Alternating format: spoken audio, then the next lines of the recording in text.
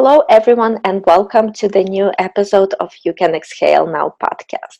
Today, I'm excited to have Barb Shepard, who is a licensed mental health counselor and owner of a private therapy practice in Syracuse, New York. Barb specializes in providing counseling to people with anxiety disorders and chronic stress, especially to adolescents and young adults who are interested in holistic wellness and self-care. So I'm really excited to welcome Barb here.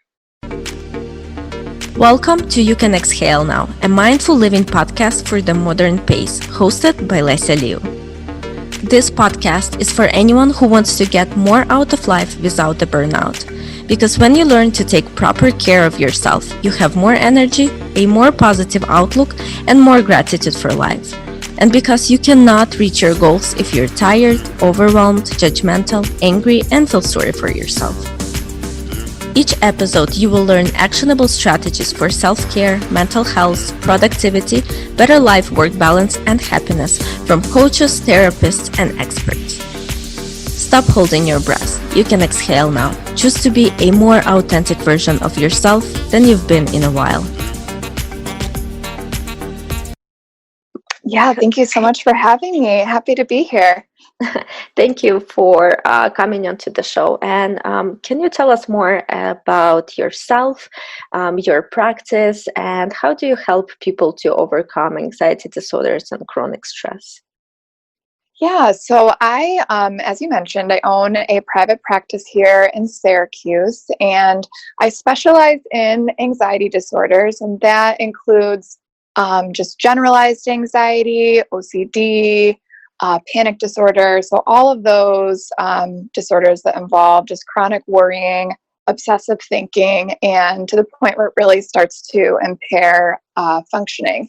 So I work with a lot of young people, teenagers, college students, and then also young adults who are in those transitory years of life. So they're kind of starting to grow into adulthood and figure out career, job, navigating family relationships. So that encompasses kind of a lot.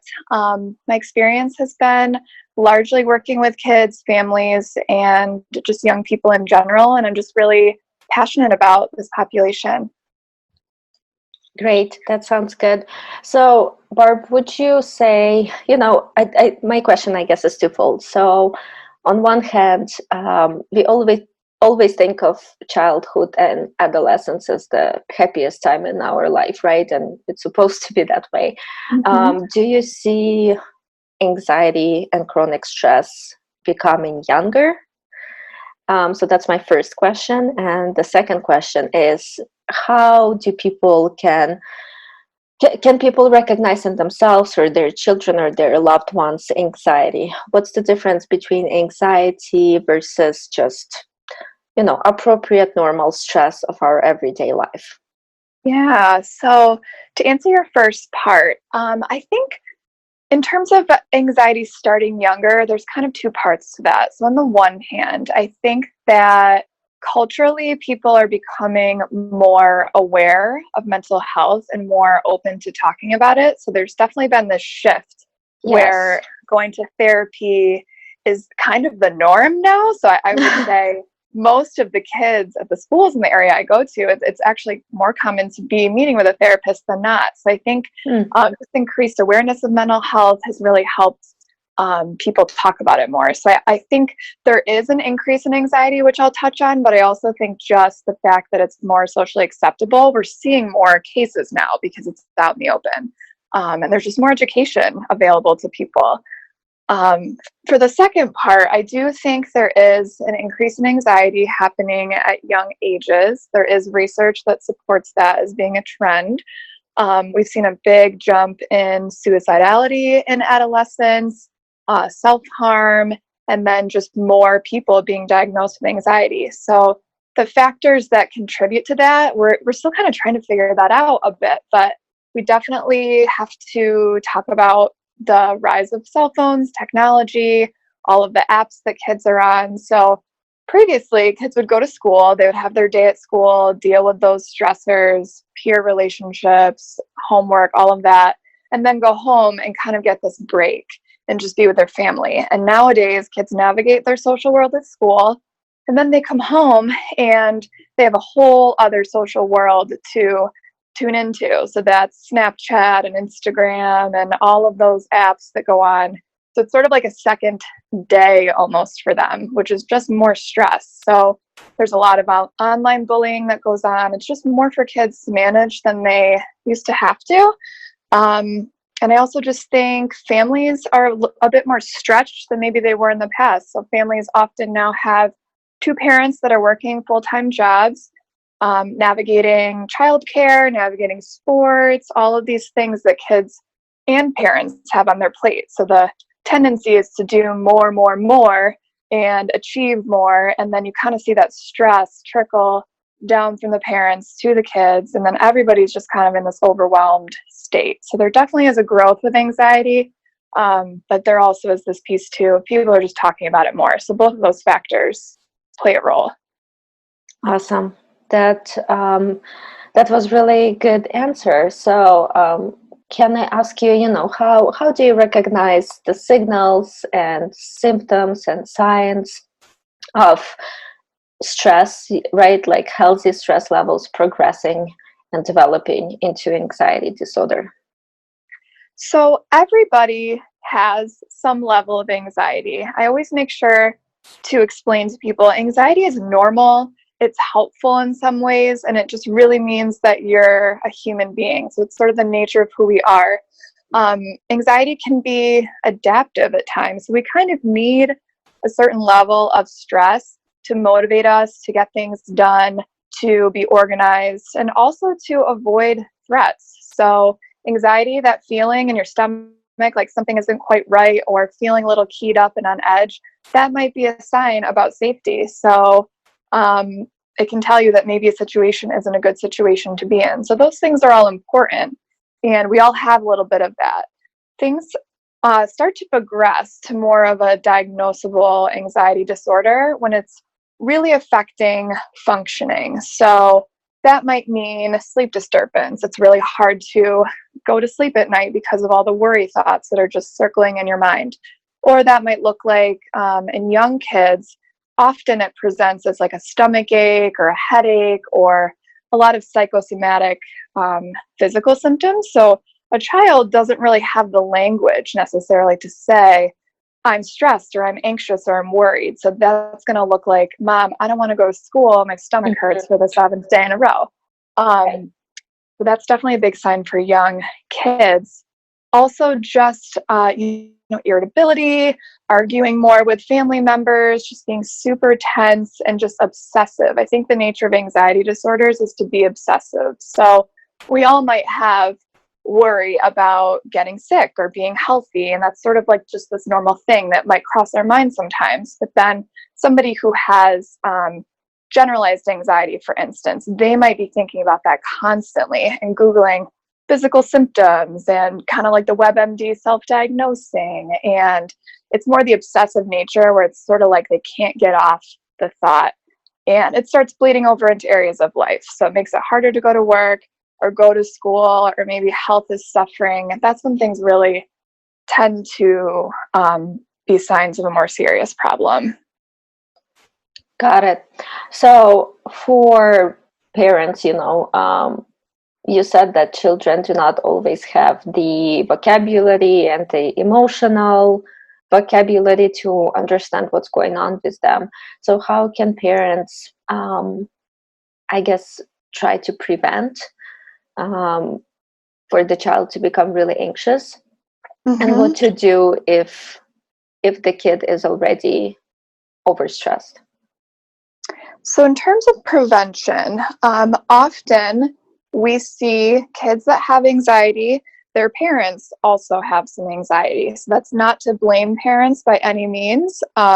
It's just sort of this thing that we notice. There is a genetic component to being a bit more anxious, and also just learned behavior. So if a child sees their parent constantly worrying and stressing, and if there's routines and rituals around cleanliness that are maybe a little bit extra, the kid is going to sense that and pick that up and probably start imitating parent behavior, which then can turn into anxiety. So it's really important for parents to learn to manage their own emotional reactions and work on skills to remain calm, and whether that be in therapy or just something that they do on their own to manage stress, because kids are just a sponge for everything their parents do.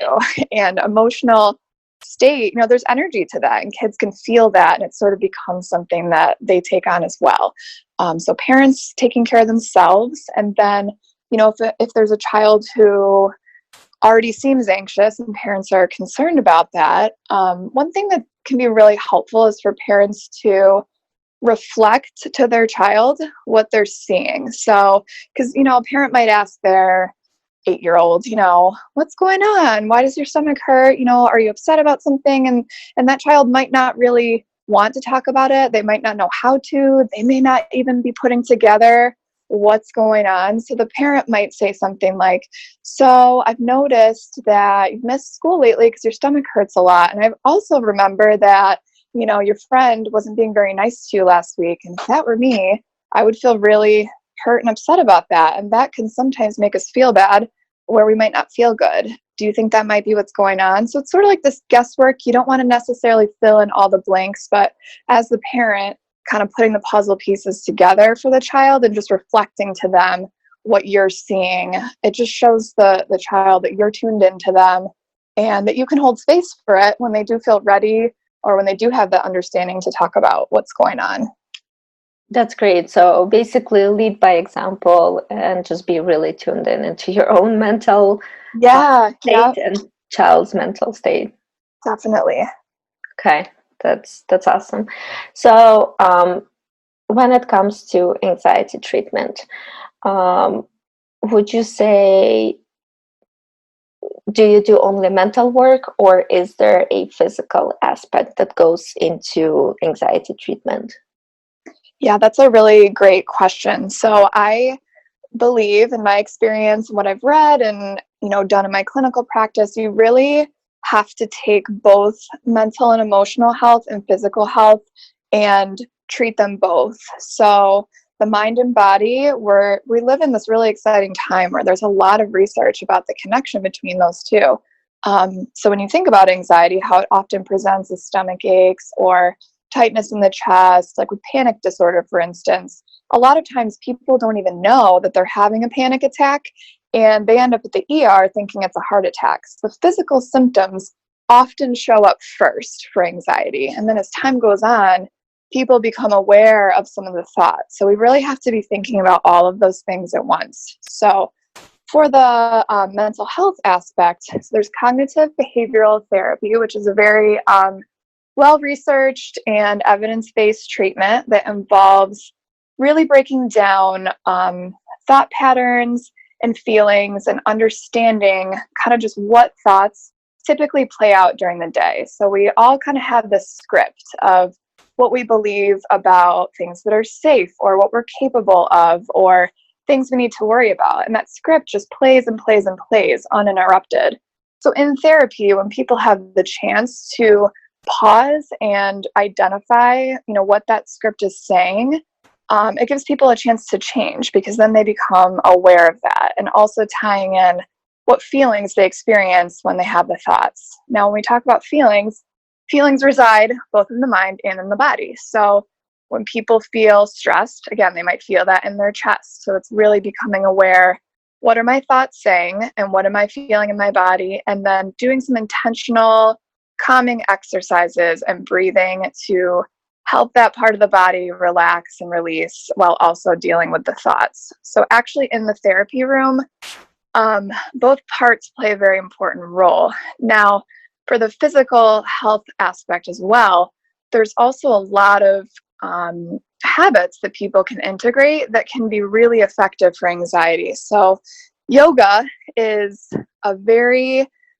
researched and effective way to help with mood, anxiety, sleep, tension, stress, all of that. Bessel van der Kolk, who's pretty much the most well-known trauma therapist in the world, he writes in his book, The Body Keeps the Score, that yoga can be as effective as therapy for treatment, for trauma specifically, but anxiety could also be kind of put in that category. So Wow.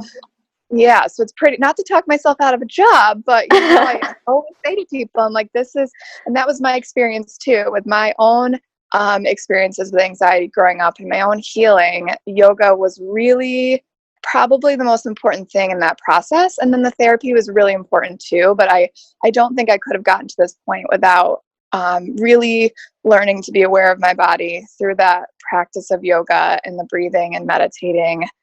That was just, equally important. So both pieces definitely you have to consider. Awesome. So let's take a detour in that path since we started talking about it. Do you recommend any other resources or alternative medicines that could improve people's feelings, right? That could improve anxiety symptoms besides yoga? Yeah, so there's a ton of different things out there, many of which I've tried personally, so I can speak a bit to my experience with that. Mm-hmm. But also, there's a great resource. So Time Magazine, the past few years, they've come out with an edition that's all about, I think 2 years ago, it was mindfulness and meditation. And then this past year, most recently, it was all about alternative medicine. So that's a really great resource to read up on the research and the studies about different avenues that can help support mental and physical health. So in addition to yoga, some other things that can be really good are acupuncture. That is known to not only be helpful with physical things like fertility, there's a lot of research out there, but the acupuncture actually releases endorphins, which translates to chemical changes in the brain, which can help improve mood and just promote relaxation. So that is a really great one. Massage can be good too. And again, like through massage, the endorphins are released. It stimulates the lymphatic system, which just kind of gets things flowing in your body the way that they're supposed to. What else? Chiropractic care is another good one. So the mentality around that is that when your spine is out of alignment, things are not flowing properly.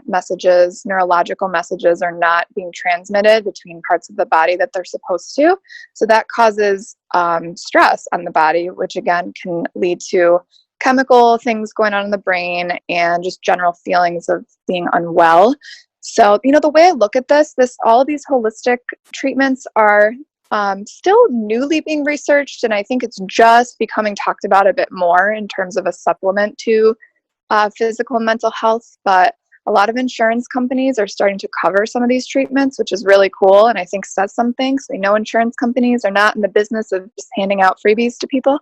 But at the minimum, doing these treatments, it's relaxing and it's self-care. And a lot of times, you go to a massage professional and they have a really nice environment with calming music and essential oils. So if nothing else, you're getting a relaxing experience that's just for you. But I do think the science is starting to catch up about that as well, just for general anxiety and mood disorders.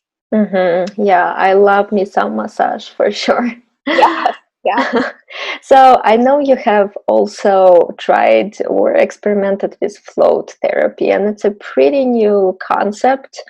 I think it became kind of mainstream a few years ago. Can you tell our listeners what is float therapy and what's the thinking behind it? Yeah, so float therapy is this really cool thing. I did a package where you floated, I think it was once a week for 6 weeks or something, and just to really get the full benefit and get in a routine with it. And it was an awesome experience. So what you do, there's essentially these float tanks. They're sensory deprivation tanks. So you step into this, you close a lid on top of you, and a lot of people think, oh my gosh, like that's so enclosed, but it really doesn't feel that way when you get in. It's pretty spacious inside, but it's essentially a pod that has water and then a ton of salt, I believe that's what it is, that helps you to float. So you're not touching the bottom of the pod. And the temperature of the water is exactly the temperature of your skin so that you feel no sensation of hot or cold You're not holding anything up, so you just feel like you're floating in space. And there's no light in there, there's no sound, although you can choose if you feel more comfortable starting out. And I did this. You can turn on a light that's on in there, and you can have some music, but eventually I stopped using those because I wanted the full experience. So the theory behind this is that when you're in one of these pods and you have no sensory input, it gives your body and brain a chance to just drop into a slower wave brain state, which can help with healing. It helps your body recover. It's just less sensory stress so that you can really just have this full immersion into a relaxed experience. So I did this and I really loved it. At first it takes a bit to get into it because it's just a very different type of thing. But once you go a few times and you get used to it, it really just feels like this sensation of nothingness, which is beautiful because we never get that. We're on our phones, we're on our computers, we're talking all day, and just that feeling of floating, you feel so supported and calm. And other people have had some really unique experiences with like visualizations and sort of just kind of like this internal mental like storying of things where they just see really interesting pictures or colors. I didn't quite have that experience, but I did feel this deeply restorative. I'm a spiritual person. It felt very spiritual and grounding to me. So I really loved it. I just thought it was the coolest. And I believe there is some research for this specifically for treatment of PTSD. I think there's some stuff out there for anxiety and panic and depression, but I know specifically PTSD is being researched with this. That's cool. So you touched a little bit upon, we are on our computers, on our phones all day, every day. And you've touched upon it a little bit with kids and the effects of social media it's having on their mental health. So can you speak a little bit more to what role does technology play in our increased rates of anxiety, increased rates of chronic stress, increased rates of, suicidal attempts and stuff like that? Yeah, so I think I'll start by saying this too. I don't want to be an anti-technology person. 'Cause sometimes I feel like when I talk to the teens I work with, I see them shut right down. So I want to emphasize technology has its benefits, especially in a time like now with everything going on in the world with Corona and people with social distancing. It's pretty amazing that we can work from home and FaceTime each other. And like, there's a lot of good things.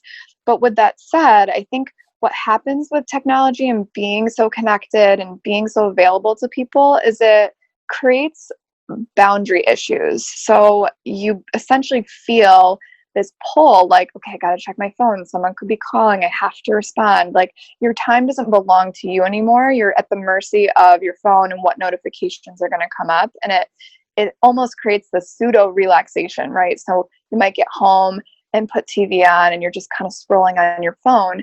But I don't know if that's really truly relaxing because we're still engaged. We're still making decisions. We're still thinking a lot. So we're not getting that full just, come home, relax, take space. We're still attached to this other world. Yeah, and I think we're not being present too. I am guilty in doing that myself. After a difficult day, I would come home, turn on TV, and like start scrolling through my phone.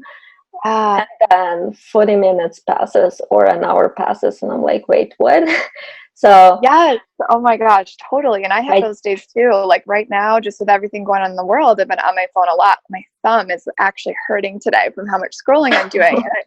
So there's like, you have to be compassionate with yourself and be like, okay, sometimes there's those days, but the awareness I think is really key. So just that constant connectedness is not necessarily a good thing. And we also have to think about the apps that we use. I won't name any specific ones, but in general, they're geared to grab your attention and keep you on them. So notifications and likes and flashy red things and all these ways to get you pulled in. Really, these companies are genius at knowing how to create a dopamine hit. So when you go in and you get that notification saying someone liked your photo or commented, it releases dopamine in your brain. So essentially, it kind of keeps you hooked on it. But when that happens enough, it's a little bit addictive, and then it can be harder to actually find enjoyment and rest and peace in moments that are just less interesting, where you're just there with what's happening. So it's just sort of being aware and having that balance and being able to set boundaries around your screen time to where it's not making you feel really keyed up and on edge.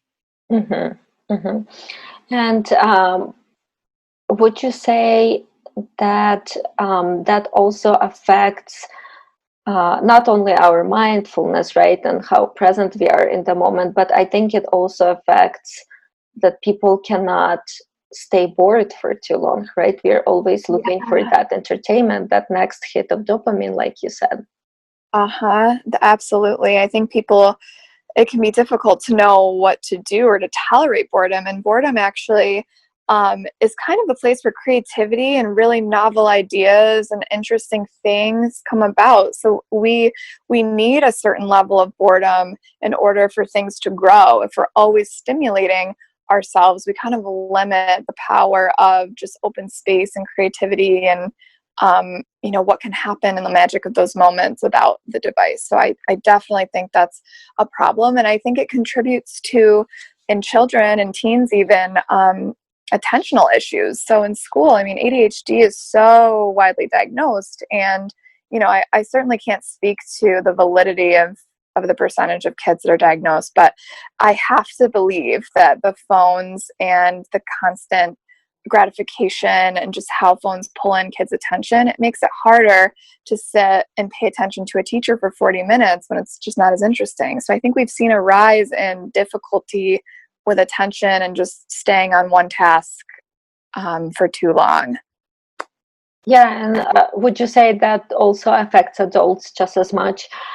Even in our just work environment, we have notifications, we have Zoom, Slack, Facebook, reports, emails, messages, meetings, all of that happening kind of almost like simultaneously. Yes, it definitely is there for adults too. It just looks different. So the multitasking, going between all those different things on your computer, responding to emails, all of that, it can be really hard to focus. And I think the exact amount of time it takes, if you switch tasks, I believe it's like 20 minutes to fully recenter into that task. So productivity actually is really negatively affected by multitasking and by being on all of these different technology outlets. So doing one thing at a time is really much more effective, but it's difficult because with all this technology, companies tend to place a little more pressure on employees to get more done, and just it's sort of the expectation to multitask. It's almost like you don't really get a choice necessarily, so it can be really challenging to navigate that. There are ways to put boundaries in place for yourself, but it kind of requires the support of your boss and your team as well to allow you to do that. Right.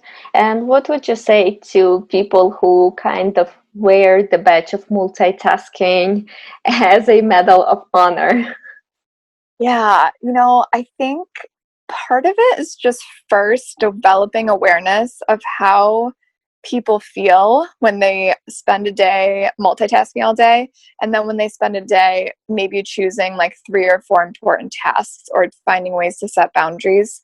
Because I think generally when people do less multitasking, they feel less stressed, they feel less tense, they're clenching their jaw less, their shoulders are relaxed. It's just less stress in the mind and body. So first, just kind of asking people, even taking a daily inventory, like, how did I feel at the end of today? And did I multitask a lot or did I not? And once people can see that for themselves, they can feel more incentivized to experiment more with how they can multitask less. So maybe that looks like, instead of just having your email up constantly and just hitting refresh every couple minutes, designating time blocks. So at 4 times a day, I'll check my email for 30 minutes. And it might depend on the job and how many emails you get, but designating time blocks can be hugely effective. You can do that in your Google Calendar, Outlook. Most calendars allow that. You can color code them, make them look pretty. So having here's my phone call block, here's my email block, here's my lunch block. Just what gets scheduled. I've heard this said somewhere else, and I can't recall the source, so it's not my words, but what gets scheduled gets done. So if you schedule a break, or if you schedule a time and it comes up on your phone, you're more likely to adhere to that than to just sort of try to not multitask, if that makes sense. Yes, absolutely. And I actually heard that saying as well: what gets scheduled gets done. And I try to live by it a little bit, not always succeeding, but trying Yeah, it's to follow hard. It it. takes some effort, but it's definitely, it echoes in my mind sometimes when I think about, okay, do I want to just go into my day and see what happens? Or will I, if I really sit down and structure things out, I can find those moments for self-care. So I always block off a lunch hour, sometimes lunch 2 hours, and I'm blessed that being my own business owner, I can do that, but it really gives me time to just like reset and take a break. Scheduling times to just take a little walk or go out and get a coffee, just those little things really make a big difference and just helping to reduce stress and hopefully prevent burnout as well. Yes, absolutely. And I think the burnout is such a big topic right now in workplace.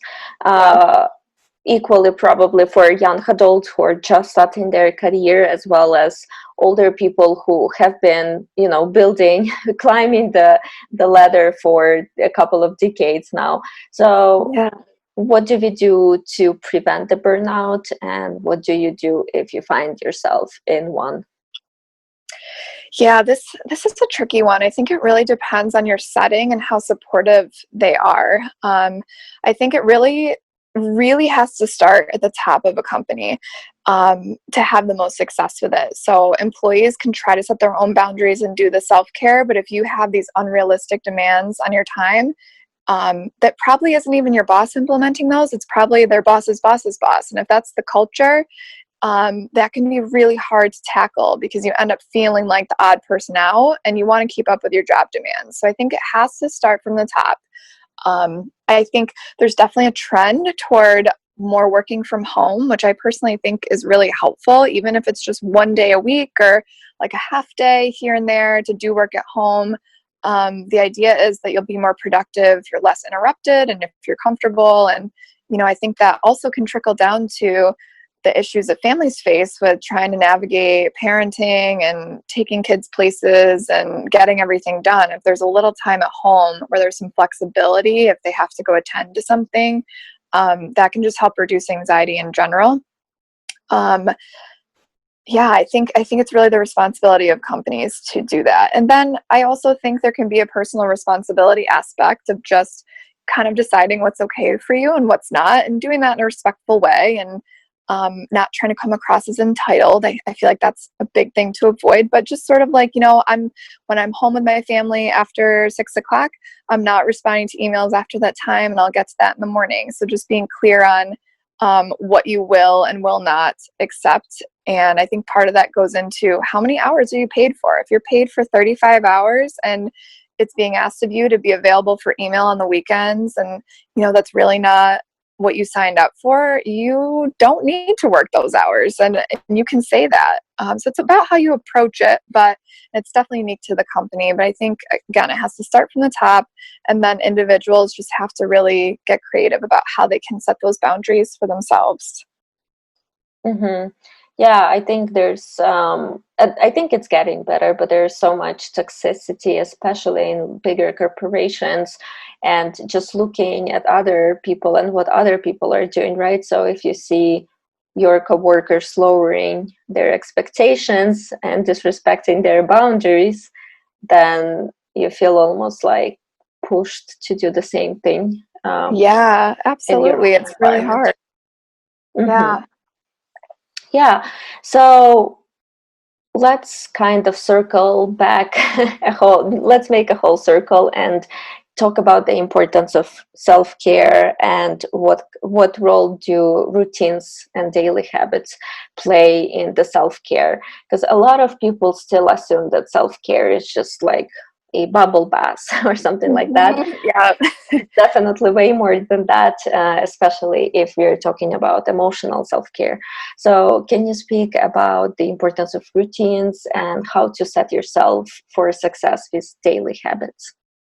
Yes, that's such an important point. I think self-care kind of gets this like eye roll sometimes because people picture like you just the bubble bath or you go get the massage. And those things are certainly nice, but it's really about the practical little things that you can do each day. So thinking about morning routine, I think is a really good place to start. So how you start your day really just sets the tone for how you feel. So if you get right up and you're on your phone checking emails first thing before you're even out of bed, you're already creating a bit of a stress state for yourself right out the gate. So I think it can be really helpful to get up, spend some time either writing down what you have to do that day or journaling. I personally meditate every morning, so I spend 10 to 15 minutes using Insight Timer. There's lots of free meditations on there. It just helps me to get centered, and breathing can just be a really good relaxing thing to do. So it's just, 10 minutes, you set your alarm 10 minutes earlier and you start your day that way.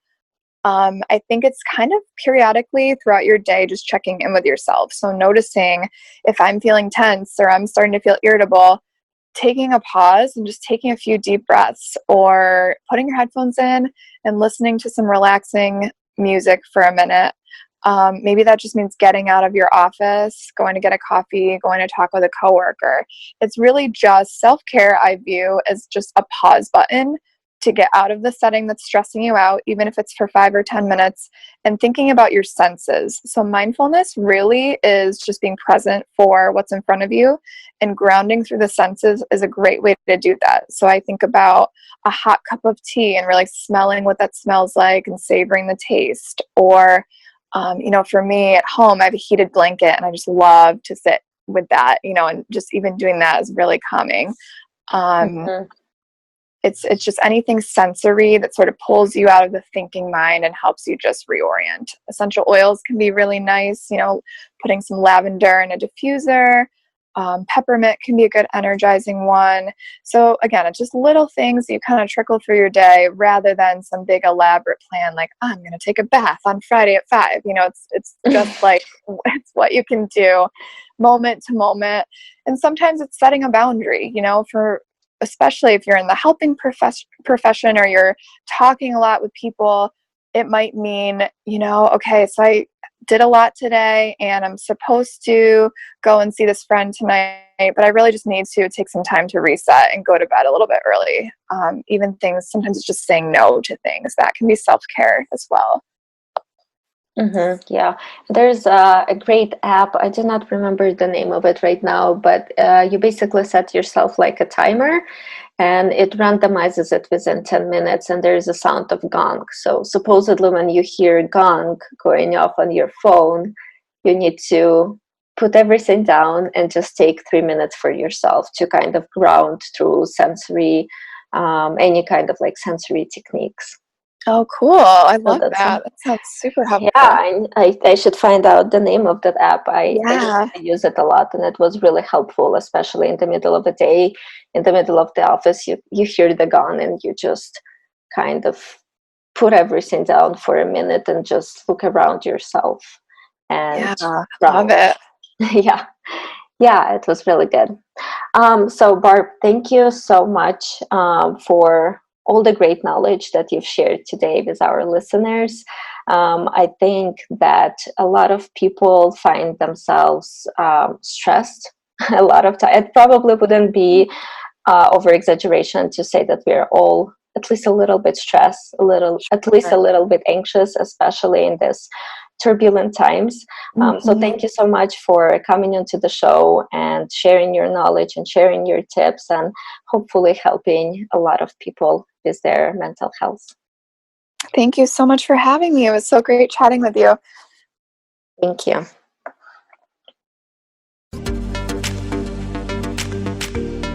Thank you so much for listening today. I hope you've learned a lot of new strategies. Be sure to check out the notes below this episode for additional resources and tools mentioned in today's show. I would love to keep the conversation going. Share your thoughts and takeaways with me on social media channels wherever you are. And do not forget to tag me. I'm so grateful for each and every one of you, and I will see you on the next episode.